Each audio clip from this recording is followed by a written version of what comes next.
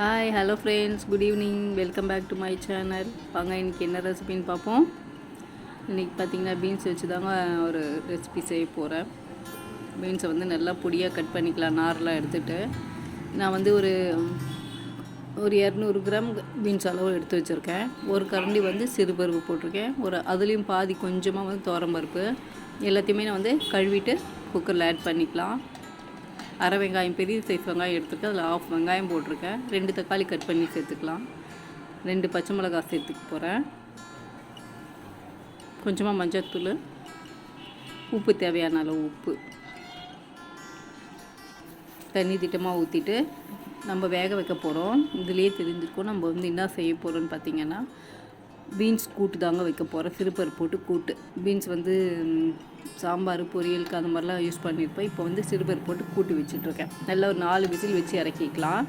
அதுக்குள்ளே வந்து ஒரு மசாலா ரெடி பண்ணிக்கலாம். ஒரு பீஸ் அளவு தேங்காய் பத்து எடுத்துருக்கேன். கொஞ்சமாக ஒரு துண்டு இஞ்சி, 2 பச்சை மிளகாய், கொஞ்சமாக சீரகம், 1 டீஸ்பூன் அளவு மிளகாத்தூள், 1/2 தக்காளி. இது எல்லாமே வந்து நம்ம குறைன்னு அரைச்சிட்டு வர போகிறோம். நைஸாக அரைக்க வேணால் குறைன்னு இருந்தால் போதும். இதை பாருங்கள், இந்த அளவு ரொம்ப நைஸாக இல்லாமல் திட்டமாக கொஞ்சம் தொக்காக அரைச்சிக்கலாம். பாருங்கள், பீன்ஸும் சிறுபருப்பும் நல்லா வெந்துருச்சு. நல்லா குழையக்கூடாது. பீன்ஸும் பாருங்கள், பருப்பு நல்லா குழையாமல் பார்த்துக்கோங்க. ஒரு 4 விசில் வச்சா கரெக்டாக இருக்கும். இப்போ நம்ம வந்து இது கூட அரைச்சது சேர்த்துக்க போகிறோம். தேவையான அளவு தண்ணி ஊற்றி மிக்ஸி ஜாரெல்லாம் கழுவி அதிலே ஊற்றிக்கலாம்.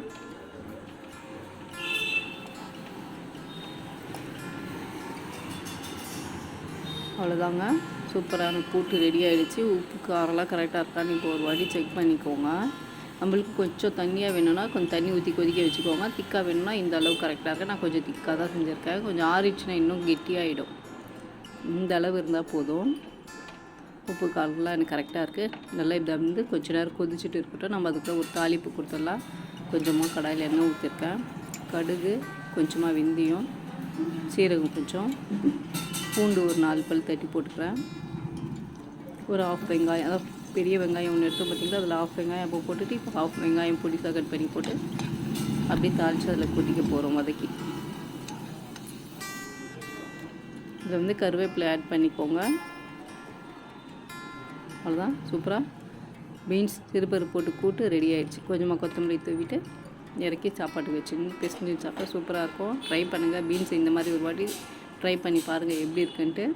டேஸ்ட்டு பார்க்கலாம் கொஞ்சமாக எப்படி இருக்குன்ட்டு.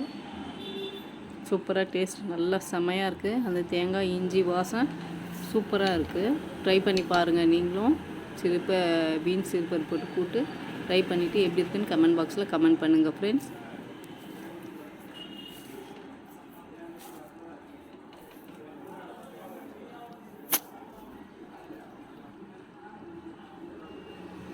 வீடியோ பிடிச்சிருந்தால் லைக் பண்ணுங்கள், கமெண்ட் பண்ணுங்கள், மறக்காமல் சப்ஸ்கிரைப் பண்ணுங்கள் ஃப்ரெண்ட்ஸ். தேங்க்யூ.